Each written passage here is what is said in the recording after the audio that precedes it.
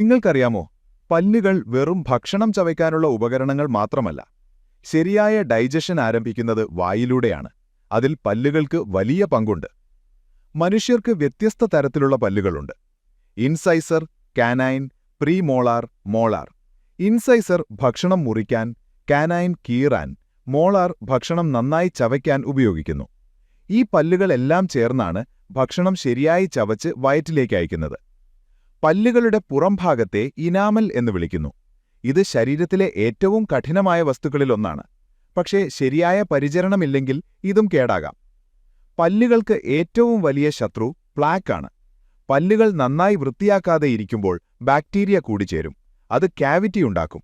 അതുകൊണ്ടുതന്നെ ദിവസത്തിൽ 2 തവണ ബ്രഷ് ചെയ്യുന്നത് വളരെ പ്രധാനമാണ്. ശരിയായ ഡെന്റൽ കെയർ പാലിച്ചാൽ പല്ലുകൾ ആരോഗ്യമുള്ളതായിരിക്കും. നല്ല പല്ലുകൾ നമ്മൾ ആത്മവിശ്വാസത്തോടെ സംസാരിക്കാനും ചിരിക്കാനും സഹായിക്കും.